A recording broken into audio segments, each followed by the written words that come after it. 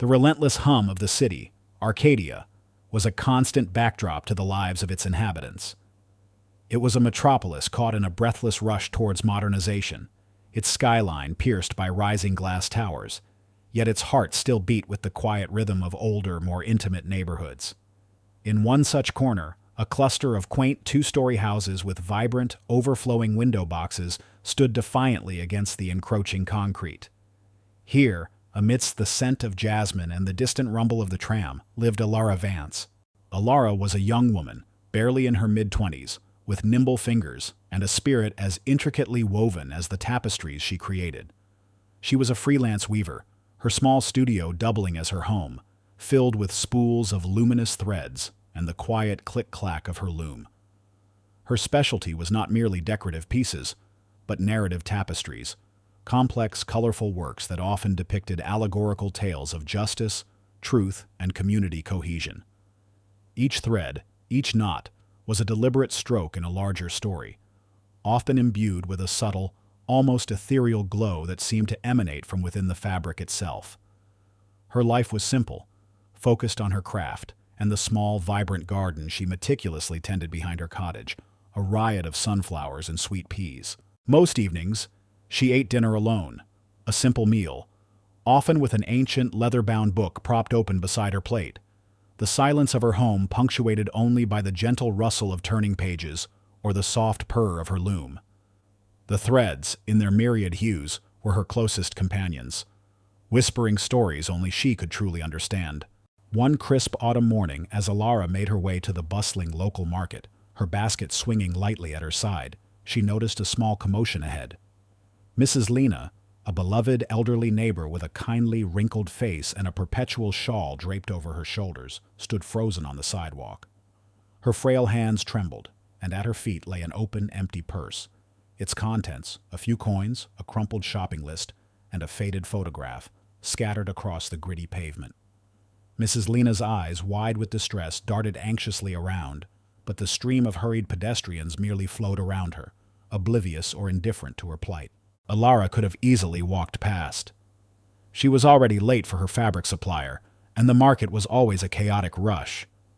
But the sight of Mrs. Lena's trembling hands and the discarded contents of her life stirred something deep within Alara. Without a moment's hesitation, she gently set her own basket down.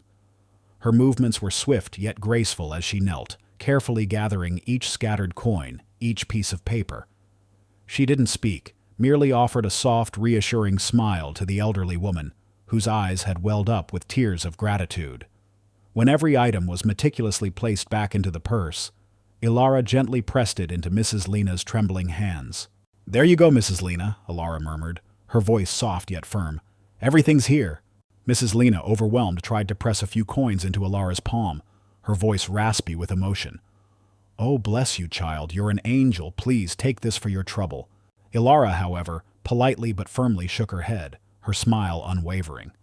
"No need, Mrs. Lena. It's just about doing the right thing, that's all."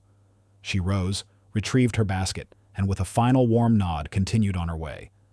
This small, unsolicited act of kindness, performed without expectation or fanfare, was Alara's save the cat moment, a silent testament to the unwavering integrity and compassionate heart that truly defined her, assuring any observer that beneath her quiet exterior lay a profound and unshakable sense of justice. Hidden amongst the vibrant chaos of Alara's studio was a tapestry unlike any other she had ever attempted.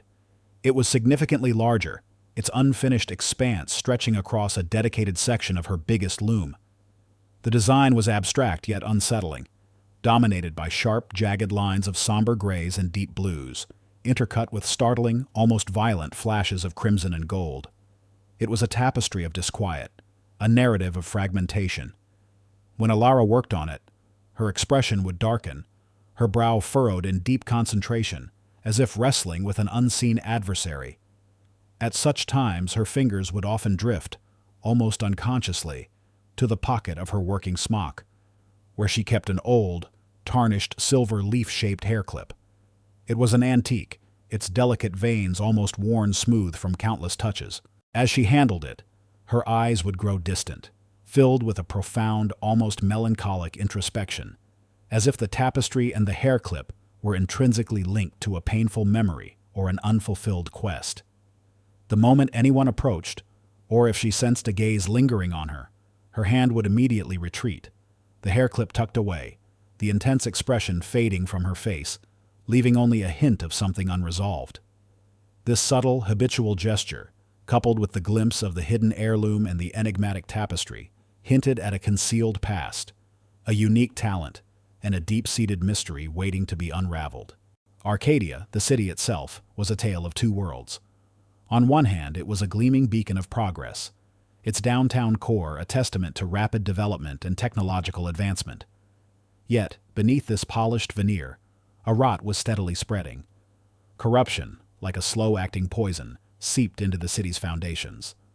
Public projects, once touted as cornerstones of progress, stalled inexplicably, their budgets ballooning while the concrete lay barren. The chasm between the city's opulent elite and its struggling working class widened with each passing day, creating an invisible, yet palpable, tension. Ilara's neighborhood, a bastion of tight-knit community and old-world charm, felt this encroachment more acutely than most. Whispers of a mysterious urban redevelopment project had begun to circulate, painting a grim picture of forced evictions and the demolition of homes that had stood for generations. A cloud of anxiety hung over their streets, a pervasive fear of displacement that threatened to unravel the very fabric of their lives, making them feel like mere pawns in a much larger, darker game. The stage was set, not just for urban renewal, but for a conflict that would reveal the true heart, or the corruption, of Arcadia. The insidious whispers about the Arcadia Reborn project had grown louder, evolving from vague rumors to a looming threat that cast a long shadow over Ilara's quiet neighborhood. The city council, under the charismatic and seemingly infallible leadership of Mayor Damian Thorne, formally announced the ambitious urban redevelopment plan. Mayor Thorne, a man in his late 40s with a meticulously tailored suit and a smile that radiated confidence, stood on a gleaming podium in the heart of downtown Arcadia.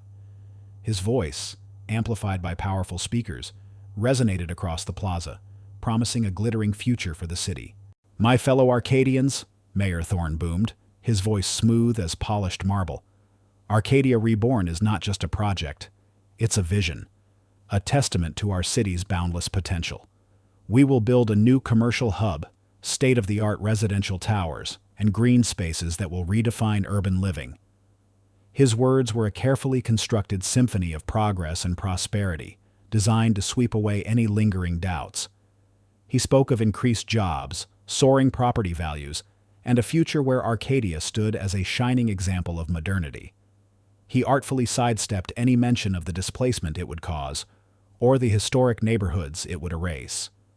"Of course," he added, his tone dismissive, "there may be some minor disruptions, some temporary inconveniences. But true progress demands sacrifice. We cannot allow sentimentality, or the concerns of a few small, misguided groups, to stand in the way of Arcadia's inevitable greatness." His eyes, though fixed on the distant horizon of his imagined city, held a glint of something cold and calculating, a subtle warning to any who dared to oppose him.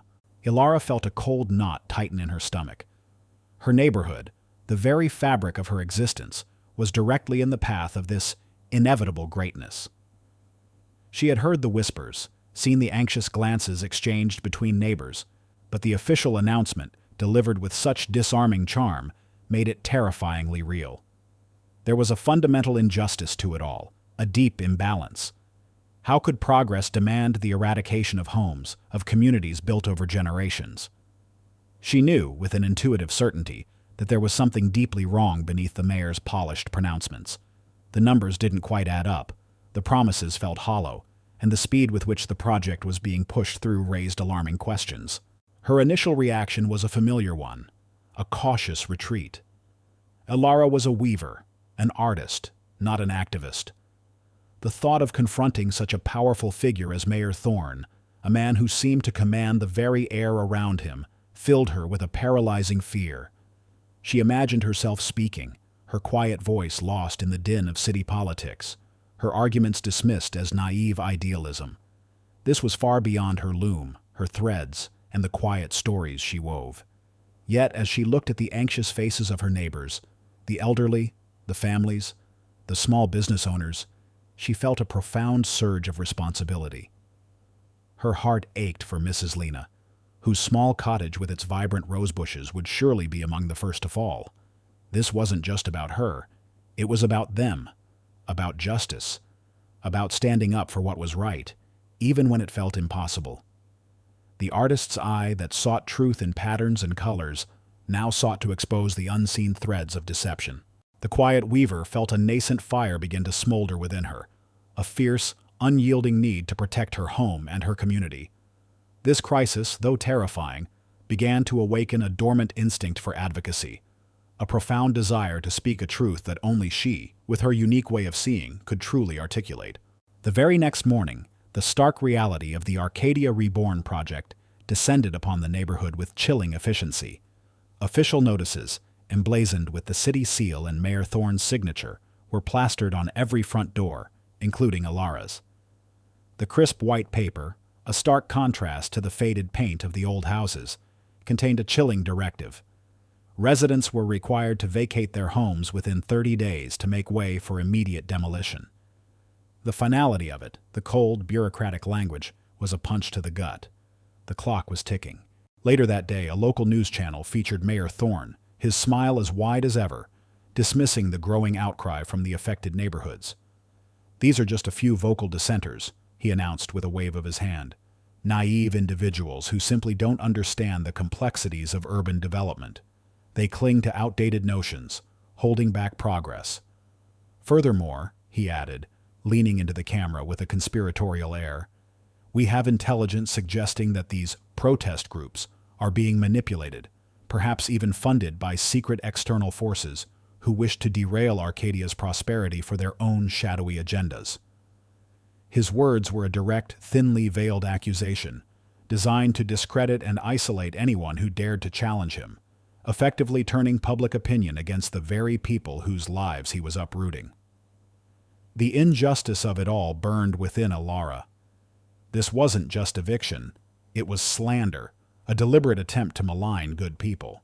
This announcement, coupled with the impossible 30-day deadline, became Alara's point of no return. The fear of confronting Mayor Thorne still lingered, a cold knot in her stomach, but it was now overshadowed by a burning sense of indignation and a fierce determination. She could not, would not, stand idly by and watch her community be dismantled, its residents branded as traitors or fools. The quiet weaver, pushed to the brink, knew she had to fight. She would not rely on words alone, for words could be twisted, dismissed. She would use the language she knew best, the language of threads and patterns, to tell a story that could not be denied. She walked over to her largest loom, where the unfinished tapestry of disquiet awaited. With a resolute breath, Alara threaded a new, vibrant crimson into the warp, ready to weave the truth, no matter how dangerous or deeply hidden it might be. This was her chance, her only chance to save her neighborhood and vindicate those who had been so cruelly dismissed. The oppressive silence in Alara's small studio was broken only by the rhythmic clack of her loom. The 30-day eviction notice, stark white against the faded wood of her door, felt like a physical blow. Mayor Thorne's dismissive words, painting her and her neighbors as naive and misguided, echoed in her mind, fueling a quiet, burning resolve. She would not be silenced. She would not let her community be discarded. Her weapon would be her art, her voice woven into the very fabric of truth. The unfinished tapestry, the one dominated by somber hues and jagged lines, now demanded her full attention. This wasn't just another piece. It was a testament, a map, a hidden language that would expose the corruption festering beneath Arcadia's glittering facade. For days, Alara worked ceaselessly, her fingers flying across the loom, driven by an urgency that defied sleep. She integrated more than just abstract patterns. She wove in subtle, almost invisible symbols: a crooked bridge, a shadowed hand clutching coins, a delicate flower wilting under a dark cloud. These were not random designs. They were intricate allegories of broken promises, hidden transactions, and the quiet suffering of her neighborhood. The opportunity to unveil her message came sooner than expected. The city announced a special public forum at the Grand Arcadia City Hall, where Mayor Thorne himself would present the finalized plans for Arcadia Reborn and address any remaining misunderstandings. It was a meticulously orchestrated event designed to quell dissent and project an image of undeniable progress. Alara arrived at the City Hall with a quiet determination. She carried not the large, unfinished tapestry, which was still too volatile, but a smaller, more discreet piece, one she had worked on during the desperate nights. It was a masterpiece of subtle allegory, woven with deceptive simplicity. As Mayor Thorne's slick presentation droned on, filled with impressive charts and soaring rhetoric, Alara quietly found a seat in the crowded hall near the aisle, positioning herself subtly so that her small tapestry, carefully unfolded on her lap, could be seen by those closest to her. The tapestry depicted a majestic oak tree, its roots seemingly strong, its branches reaching for the sky. But closer inspection revealed a dark, insidious rot at its base, hidden beneath a cascade of gleaming gold coins. A tiny, almost imperceptible thread of barbed wire was woven into the trunk, subtly constricting the life out of the tree. It was a story of decay hidden by ostentatious wealth, of slow suffocation cloaked in progress. Alara held it with practiced ease, letting the light catch its hidden details. Mayor Damian Thorne, from his vantage point on the stage, effortlessly commanded the attention of the room. His eyes, perpetually scanning the crowd, landed momentarily on Alara. He saw her, the naive activist he had dismissed, sitting quietly. His gaze then drifted to the tapestry on her lap. A flicker of recognition, sharp and instantaneous, crossed his face, quickly masked by his practiced, charming smile. He recognized the allegories, the subtle symbolism. He understood the unspoken accusation. The imagery on that small piece of cloth, particularly the subtly woven pattern of a crooked bridge, resonated with a secret, illicit deal he had brokered years ago, a deal he believed was buried forever. A jolt of cold anger, quickly suppressed, surged through him. This was not merely dissent. This was an intelligent, artistic challenge to his carefully constructed narrative. He made a mental note, his eyes narrowing imperceptibly. "Of course," Mayor Thorne continued, his voice smooth, "I understand that some few individuals may still harbor reservations. We believe in transparency, but we cannot allow unsubstantiated rumors to derail the future of Arcadia."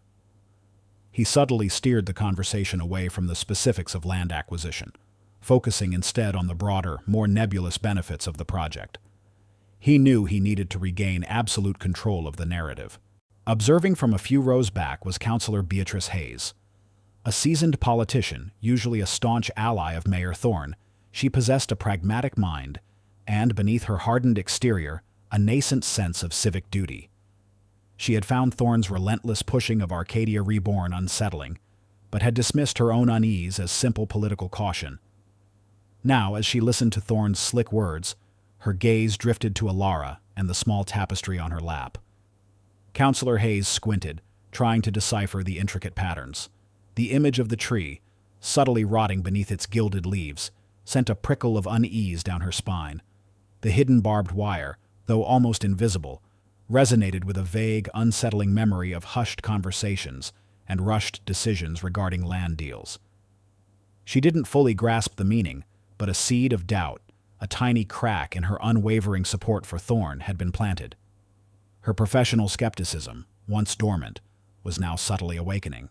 Also present, perched discreetly in the back row with a worn notebook, was Daniel. A young, ambitious journalist from the Arcadia Independent, a small online news outlet known for its tenacious investigative reporting, Daniel had long suspected foul play in the Arcadia Reborn project. His editor, a grizzled veteran, had given him a tip.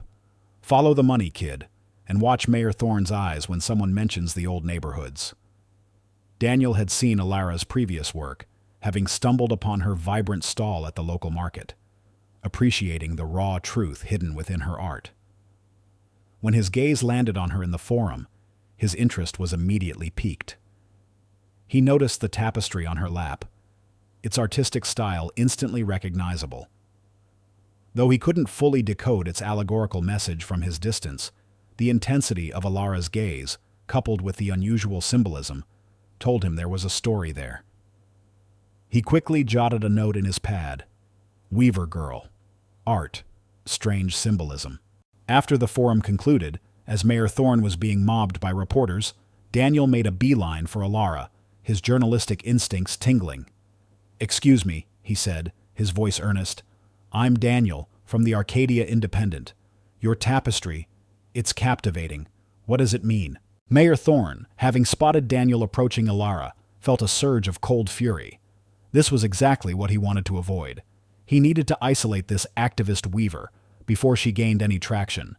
He knew the power of narrative, and Alara's artistic truth was a direct threat to his carefully constructed lies.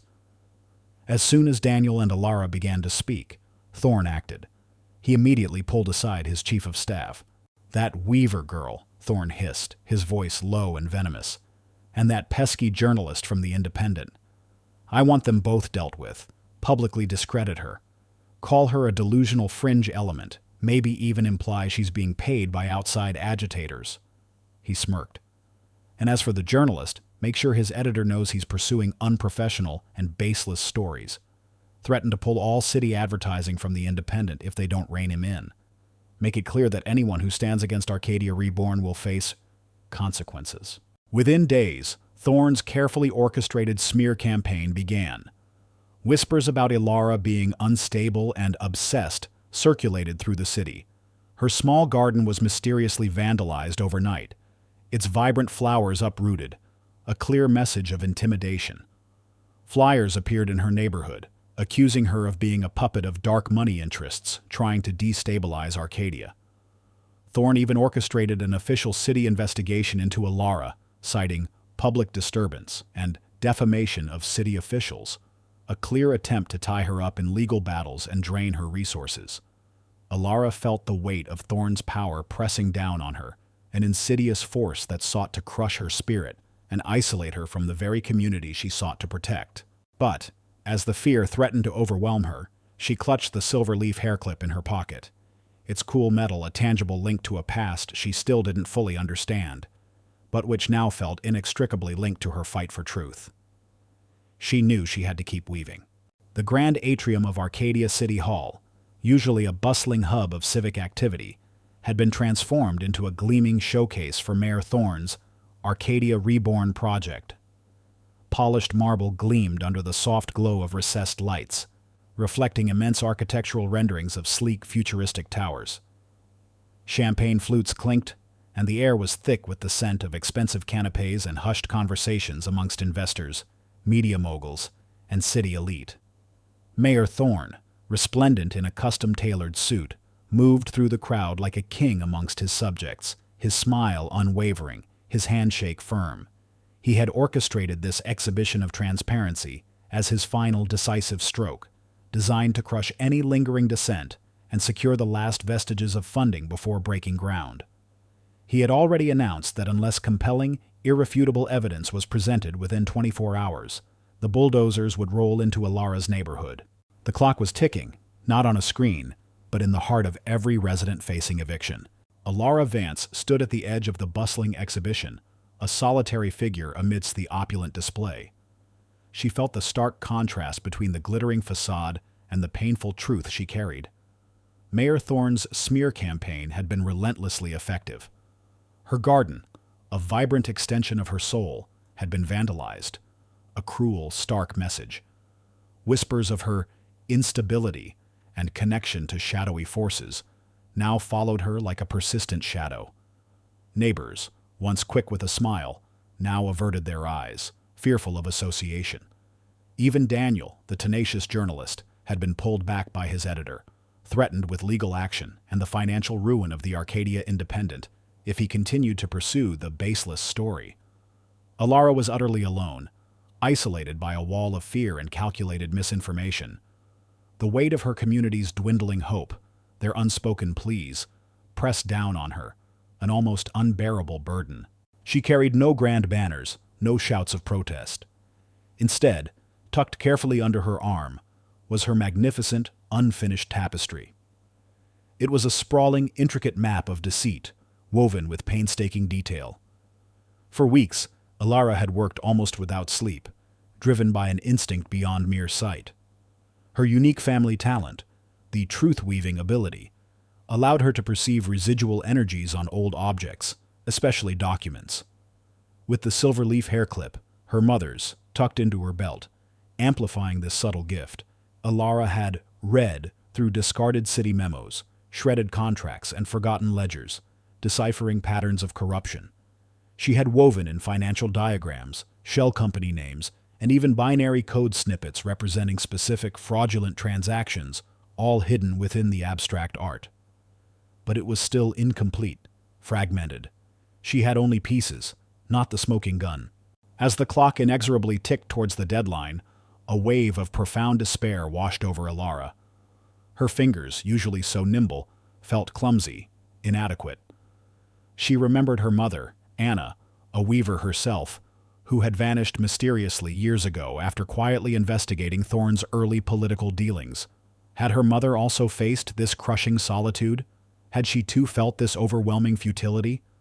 Ilara's own efforts felt futile. The sheer magnitude of Thorne's power, his ability to manipulate and control, seemed insurmountable. She doubted herself, questioning if her unique way of seeing was truly a gift, or merely a delusion. Was she destined to fail, just like her mother, leaving her neighborhood to face demolition without a fight? The silver hair clip, usually a comforting presence, now felt cold, almost mocking in its silence. Its faint glow, a guiding light in her solitary investigation, was now barely perceptible, struggling against the oppressive darkness of her fear. She stumbled slightly, bumping into a security guard. He gave her a stern look, his hand subtly resting on his walkie-talkie. Thorne had indeed bolstered security, anticipating some form of disruption. Ilara knew she had limited time, and even less opportunity. The security was tight, designed to keep out precisely her kind. Just then, her eyes caught sight of Mayor Thorne, signing what appeared to be the final massive contract for Arcadia Reborn. He paused, flashing a triumphant smile at the cameras. This was it, the moment of no return. A desperate resolve, colder and sharper than the despair, ignited within Alara. She tightened her grip on her tapestry, the unfinished threads feeling like raw nerves. The silver hair clip, clutched in her hand, suddenly warmed, pulsing faintly. A forgotten phrase, a whisper from her childhood echoed in her mind. The truth is never fully hidden, child. It merely awaits the right thread to bind it whole. Her mother's voice. It wasn't about a single piece of evidence. It was about weaving the disparate fragments into an undeniable, cohesive whole. Alara knew what she had to do. She had to unveil the truth, here, now, in this symbolic arena of Thorne's false triumph. The exhibition, meant to celebrate his victory, would become his undoing. With a sudden burst of courage, Alara pushed through a gap in the crowd, heading directly for the central display. She would face the gauntlet head-on, alone, armed only with her art and the silent, amplified echoes of her mother's truth, knowing that the smallest thread could unravel the grandest lie. The clock on her phone in her pocket showed 0:015. She had mere seconds before the final signature was inked, before the destruction of her home became irreversible. This was the ultimate test. The air in the grand atrium of Arcadia City Hall crackled with the electric tension of a moment poised on the precipice of destiny. 005, 004, 0003. The red numbers on a discrete digital clock mounted on the wall seemed to scream their urgency. Mayor Damian Thorne, his face alight with a smug, almost manic triumph, held a pen poised over the final contract for Arcadia Reborn, his eyes gleaming with anticipated victory. He was just seconds away from signing away the fate of Alara's neighborhood, solidifying his corrupt legacy. He leaned in, a confident smirk playing on his lips, ready to deliver a final dismissive remark to the reporters gathered before him. Just as his pen hovered, an unexpected movement sliced through the sophisticated tableau. Ilara Vance, her face etched with a desperate resolve, lunged forward.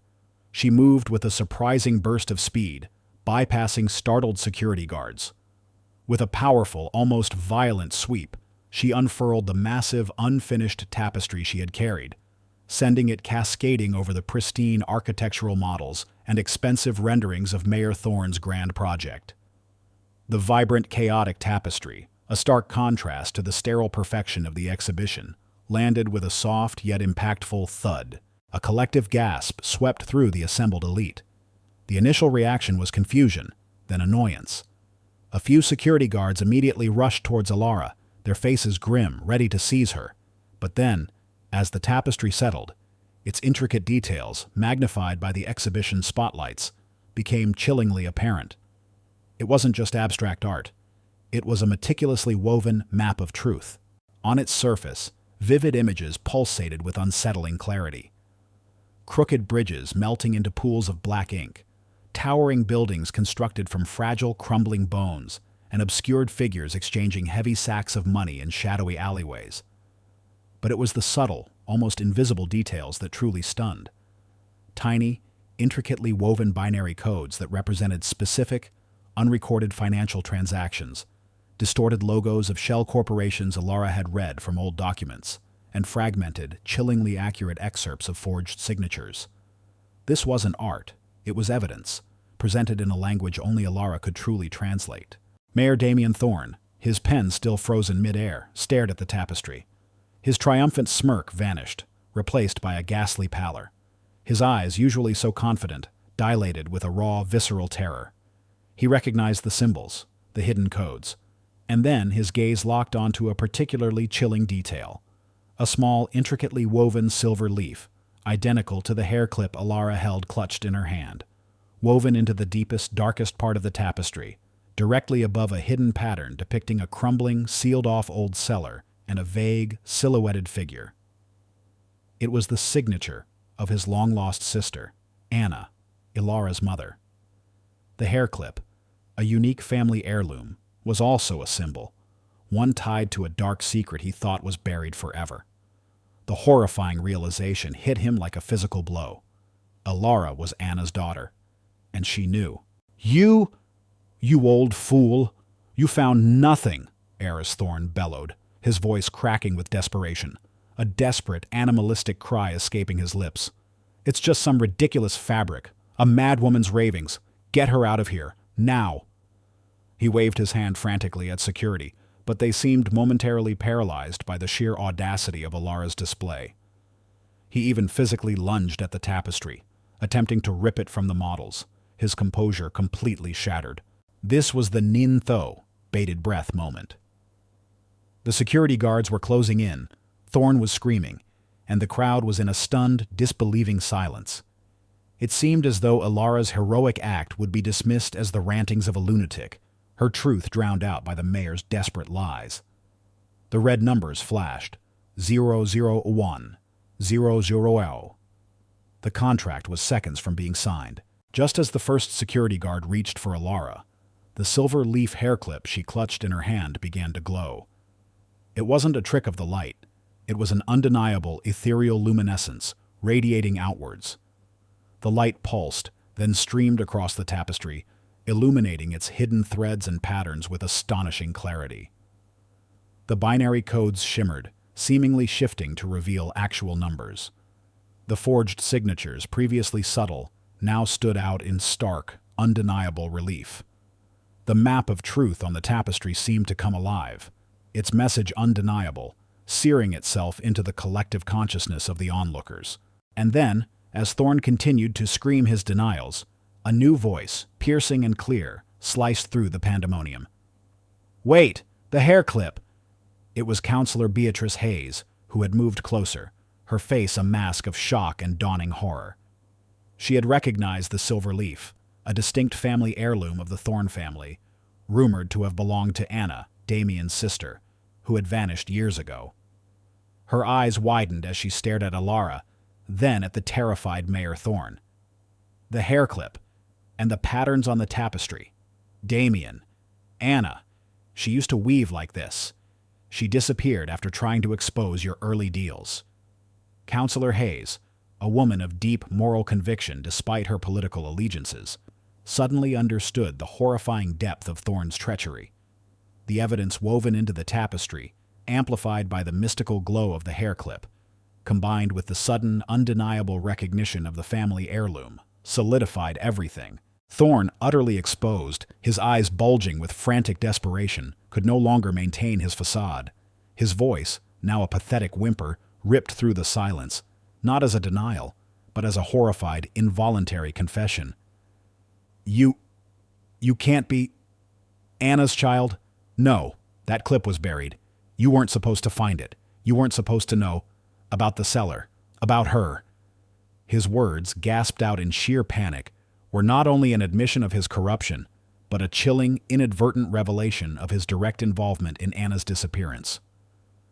The silver hair clip, a symbol of family, had become the tool of his undoing, linking him undeniably to both the financial fraud and the far darker secret of his sister's fate. Daniel, the young journalist, had captured every single damning word on his recording device, his face pale with shock, but his eyes alight with a fierce journalistic triumph. The crowd's reaction was a swift, overwhelming wave. From initial confusion, their faces shifted to disbelief, then horror, as Thorne's panicked confession echoed through the atrium.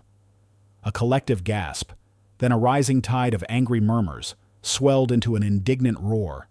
People surged forward, not in a chaotic mob, but with a unified sense of betrayal and righteous anger. "He kidnapped his own sister," someone screamed, the words igniting a new level of fury. "He stole from us. He poisoned our city." Mayor Thorne, completely unmasked, was no longer the charismatic leader. He was a cornered animal, trembling, trapped. He tried to push through the enraged crowd, but hands reached out, grabbing, holding him. The security guards, now fully comprehending the gravity of the situation, no longer moved to apprehend Alara. Instead, they moved to secure Thorne, recognizing the volatile shift in public sentiment and the undeniable evidence unfolding before their eyes. Alara stood amidst the chaos, exhausted but strangely exhilarated. The silver hair clip in her hand, still softly glowing, felt warm, almost alive. She looked at the tapestry, its story fully revealed, and then at the bewildered, angry faces of the Arcadian citizens. They weren't just seeing a weaver, they were seeing a truth-teller, a symbol of defiance against overwhelming power. Her quiet, desperate act had not only saved her neighborhood, but had also ripped open the festering wound of corruption at the heart of Arcadia, exposing a monstrous secret that had haunted her family for years. The master storyteller had orchestrated a climax that was not only a triumph of truth, but a profound personal vindication, revealing the chilling depths of the villain's depravity and the hidden strength of an unassuming hero. The grand atrium of Arcadia City Hall, still echoing with the clamor of the preceding chaos, slowly began to settle into a stunned, disbelieving silence. The immediate aftermath of Mayor Thorne's confession was a whirlwind of motion. Police officers, who had been among the stunned onlookers, swiftly moved to apprehend Damien Thorne. His desperate struggles were futile. The weight of his crimes, now publicly exposed, seemed to crush him, rendering him a pathetic, broken figure. Damien Thorne, Detective Hayes, a stern-faced officer who had arrived on the scene quickly, stated, his voice resonating with a cold authority. "You are under arrest for multiple counts of fraud, embezzlement, obstruction of justice, and suspicion of abduction and attempted murder in connection with the disappearance of Anna Vance. Anything you say can and will be used against you." The click of the handcuffs was sharp, final. Thorne, stripped bare of his power and charm, was led away, his expensive suit now disheveled, his eyes wide with a terror that superseded his earlier arrogance. His downfall was absolute, a chilling testament to the unforgiving nature of truth.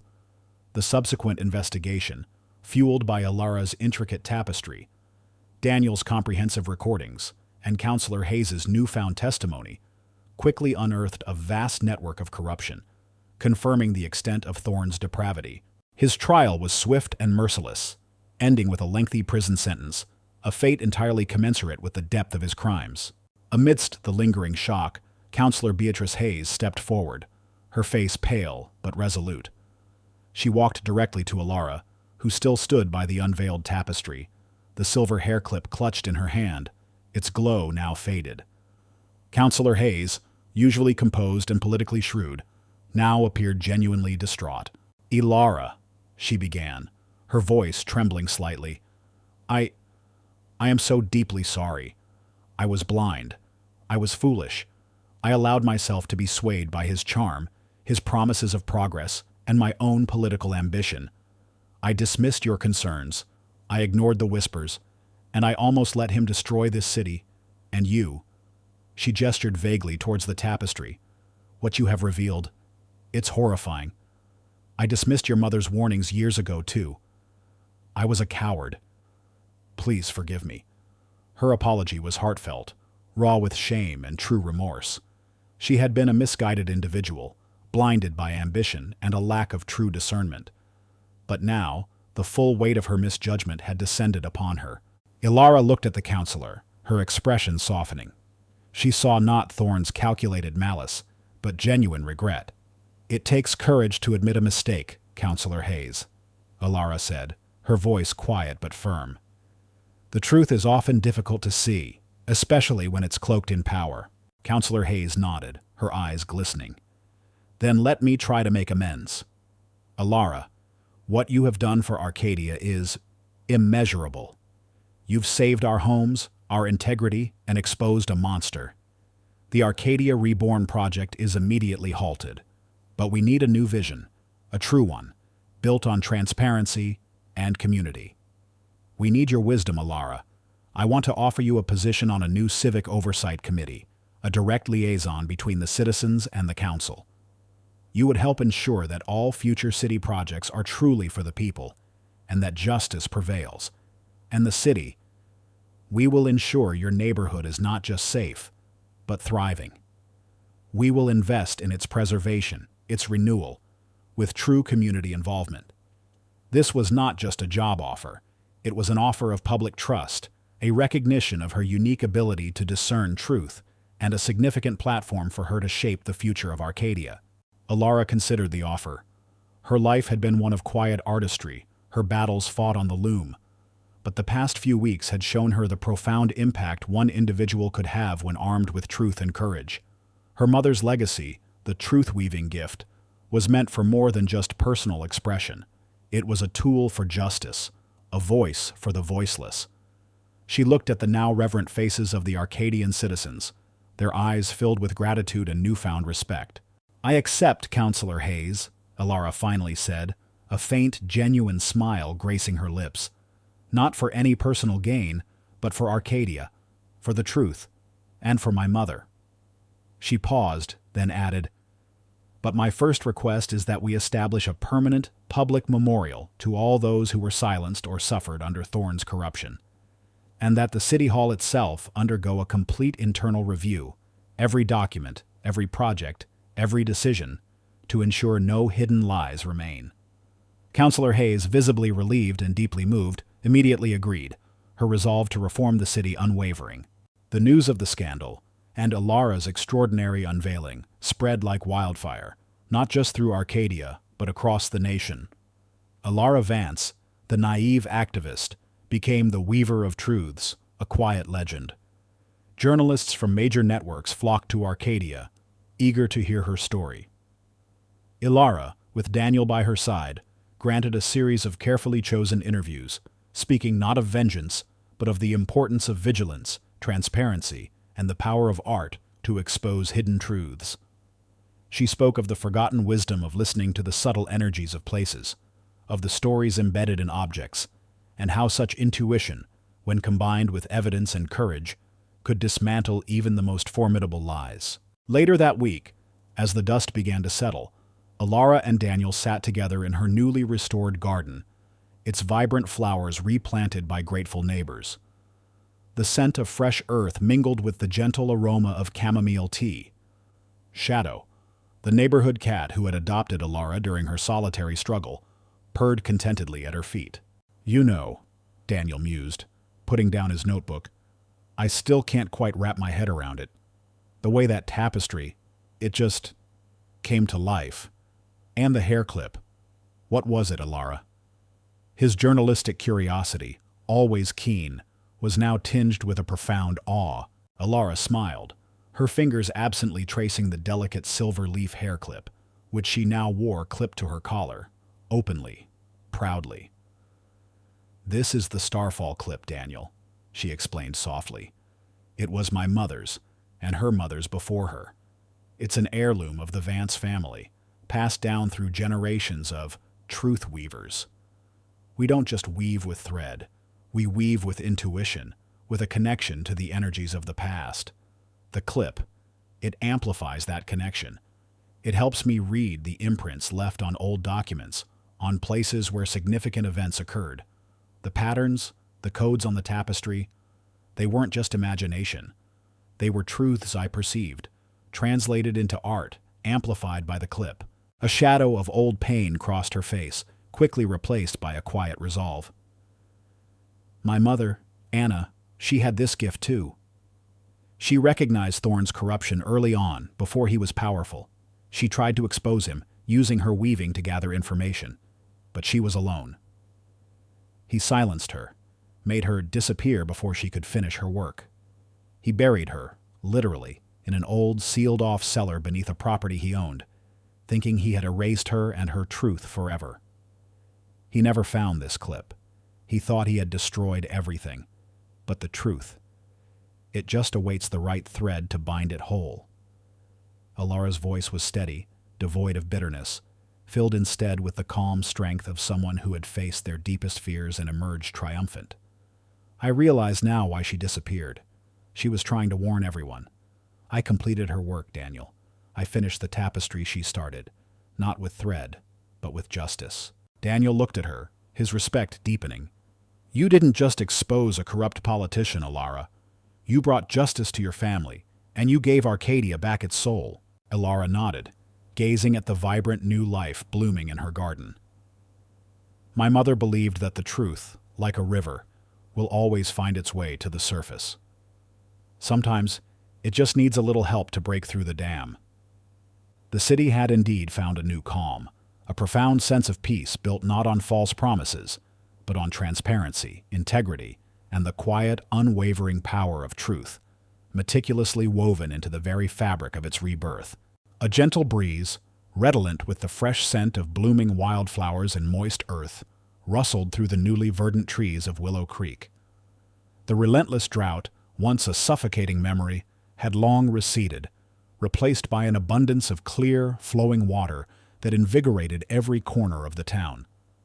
The old, dusty stream now gurgled with life, its banks lined with lush greenery, and the town square, once parched and forlorn, now boasted vibrant flower beds and a cheerful fountain, its spray sparkling in the abundant sunlight. Willow Creek had not merely recovered, it had undergone a profound transformation, blossoming into a truly vibrant, thriving community, as if experiencing a joyous second spring. The hushed anxieties that once plagued its residents had given way to an infectious optimism, a collective spirit of hope and resilience that permeated every interaction. At the heart of this rebirth, yet humbly unassuming as ever, was Elias Thorne. He still occasionally played his violin in the town square, but his melodies were now imbued with a light-hearted joy, reflecting the renewed spirit of Willow Creek. He no longer needed to play for coins. His presence was simply cherished, a living testament to the town's miraculous turnaround. While his quiet demeanor remained, it was now infused with a profound sense of purpose and a quiet, unshakable confidence. He had found his voice, not in grand speeches, but in the eloquent language of truth and the quiet strength of his unwavering integrity. Elias had embraced his newfound role as the town's guardian of water, but his influence extended far beyond just the spring. He had embarked on a mission, one rooted in his deep connection to the land and his desire to prevent future injustices. His relationship with Chief Chen, his quiet daughter, had deepened profoundly since the incident at the Daily Grind. The chief, no longer burdened by the secret of their connection, embraced a more open, nurturing role. She often visited Elias at his quiet cottage, not in uniform, but as a daughter sharing a cup of tea with her father, their conversations filled with warmth, shared understanding, and a mutual respect for their distinct yet complementary paths. The chief saw Elias's burgeoning passion for environmental stewardship as a continuation of their shared commitment to justice, albeit through different avenues. His once hidden talents were now openly celebrated. The principle of paying it forward became a tangible reality in Willow Creek, largely thanks to Elias and his newfound collaborator, Sarah Jenkins. Together, they established the Eldoria Water Wisdom Initiative, a community outreach program dedicated to fostering environmental awareness and sustainable living. The initiative, often run from a refurbished old mill by the revitalized stream, offered workshops on traditional water conservation methods, soil health, and the symbiotic relationship between human communities and the natural world. Elias, drawing on his profound inherited knowledge, taught the younger generations about dowsing, not as a parlor trick, but as a way to listen to the subtle energies of the earth, to understand its rhythms and needs. He emphasized the importance of respect for nature's delicate balance, teaching children how to identify healthy water sources and protect them from contamination. Sarah, leveraging her skills as a teacher, developed engaging curricula, translating Elias's ancient wisdom into accessible lessons for all ages. She taught practical skills for civic engagement, emphasizing the power of clear communication and factual presentation, reminding everyone of the day a quiet old man spoke a simple truth that saved their town. The memory of the incident and Dr. Eris Thorne's dramatic downfall served as a potent, unspoken lesson etched into the collective consciousness of Willow Creek. People became acutely aware of how quickly unchecked ambition and avarice could lead to catastrophic consequences, and how easily a community could be swayed by false promises disguised as progress. The town now valued authenticity and deep-rooted knowledge over superficial charm and quick fixes. Mayor Robert Finch, deeply humbled by his past misjudgment, remained a steadfast leader, but his approach had undergone a complete overhaul. He became a passionate advocate for environmental sustainability and transparent governance, famously stating at every town meeting, "We must always listen to the quiet voices, for they often hold the deepest truths." He had learned his painful lesson and was now a true champion for the town's integrity and long-term well-being. The very physical heart of Willow Creek, the newly restored town square, stood as a living testament to the quiet strength that had prevailed. In the center of the square, where the dry fountain once stood, a beautiful new public well had been constructed. Its stone facade was adorned with subtle carvings of flowing water and the Eldorian spirals that Elias had once discovered on the ancient pipe. And on a small, unobtrusive pedestal beside the well, a gleaming brass plaque, paid for by the grateful community, proudly read, "The Eldoria Spring, a gift of truth, integrity, and harmony. May it flow for generations." It was a subtle yet powerful reminder of the day a quiet violinist stood up to deceit, and a town rediscovered its true values and its own inherent resilience. On a sun-drenched Saturday morning, a gentle melody drifted across the town square. Elias Thorne sat on a newly installed bench beside the Eldoria Spring, his cherished violin cradled in his arms. He was teaching a group of eager children a simple, joyful tune, his gnarled fingers guiding their small hands over miniature instruments. Around his neck, the Star of Eldoria necklace, its deep blue gem now polished to a soft sheen, pulsed with a faint inner luminescence, worn openly, proudly, for all to see. Shadow, the black cat, now plump and healthy, dozed peacefully on his lap, a contented purr vibrating through Elias's body. Elias looked out at the bustling town, at the children laughing as they splashed their hands in the cool, clear water of the spring, at the lush trees swaying gently in the breeze. He glanced down at the gleaming star on his chest, then at Shadow, and finally, his gaze settled on a small group of young apprentices, diligently practicing their dowsing rods under Sarah Jenkins's watchful eye. A profound, serene smile spread across his face, a genuine expression of peace and fulfillment. He was no longer just a street performer. He was a guardian, a teacher, a living legend. Willow Creek had indeed found its second spring, a period of not just renewal, but a flourishing life built on truth, integrity, and the quiet, unwavering power of unseen heroes. His legacy and the ancient wisdom he carried would now flow as freely and abundantly as the spring itself, nourishing generations to come. If this story stirred your heart, if it reminds you that courage can alter destinies and that light always finds a path even in the deepest darkness, please leave a comment. Share this story with those who need inspiration. Like, subscribe, and hit the bell to never miss our upcoming narratives that delve into the profound human spirit and the power of unseen heroes. Thank you for joining us on this journey.